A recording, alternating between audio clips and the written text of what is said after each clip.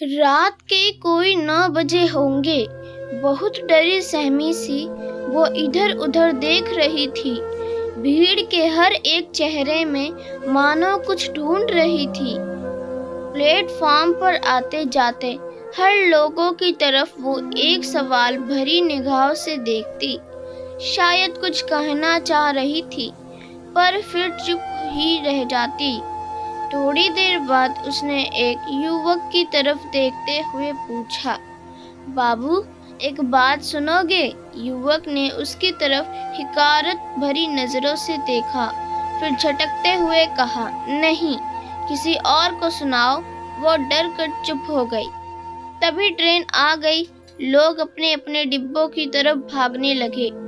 वो बुढ़िया भी अचानक ही उठकर जोर जोर से आवाज लगाने लगी, रमेश, रमेश। वो अपनी हर संभव शक्ति से अपना बैग उठाए हुए हर डिब्बे के पास जाकर जोर जोर से आवाज लगाती, रमेश, ओ बेटा रमेश। थोड़ी देर पहले जिस युवक ने उसे भगा दिया था, वो चुपचाप बैठकर उसको देख रहा था। ट्रेन के चले जाने के बाद प्लेटफॉर्म फिर धीरे धीरे पहले की तरह शांत होने लगा। वो बुढ़िया परेशान थकी हारी सी कदमों से धीरे धीरे एक जगह जाकर बैठ गई। वो युवक उठकर उसके पास गया और पूछा, क्या हुआ है? बुढ़िया ने उसकी तरफ डरी सी नजरों से देखा, फिर बोली, हाँ बेटा, मेरी बात सुन लो।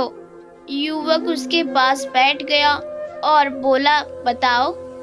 मेरा बेटा उस तरफ जाने वाली गाड़ी से गांव का टिकट लेने गया है, उसने एक तरफ इशारा करते हुए कहा।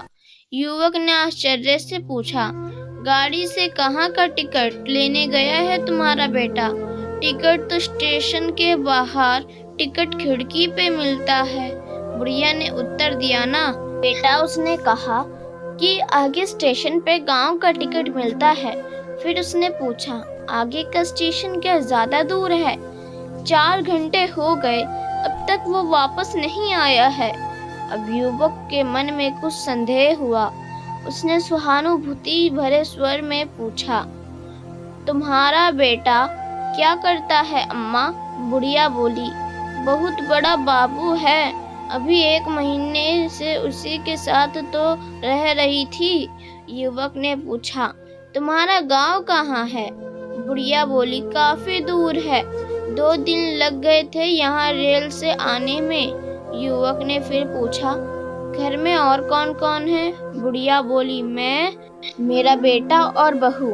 वो तो रहे नहीं, हम काफी गरीब थे बेटा, बहुत मेहनत की है अपने बेटे को लिखाने पढ़ाने में। फिर उस बुढ़िया ने पूछा, तुमको कहाँ जाना है बेटा? युवक ने कहा, मैं यही नौकरी करता हूँ, छुट्टी में अपने गांव जा रहा हूँ।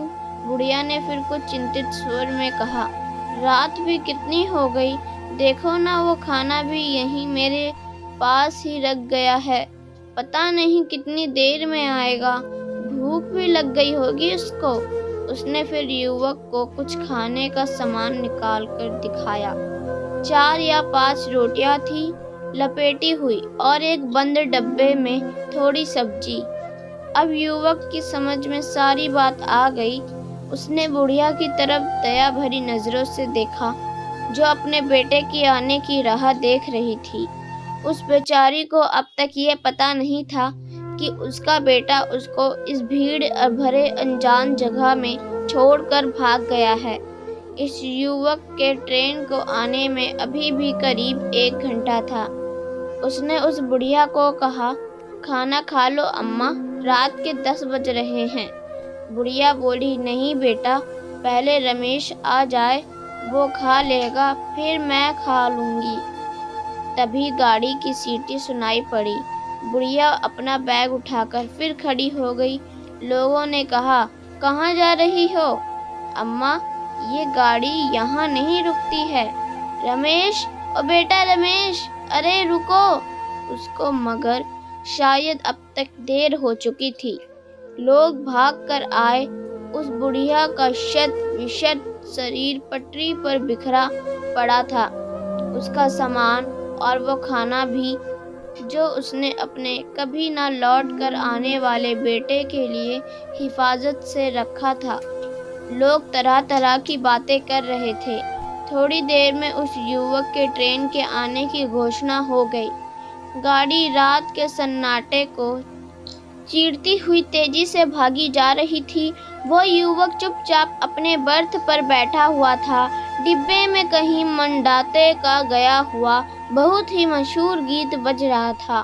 तुझे सूरज कहूँ या चंदा, तुझे दीप कहूँ या तारा।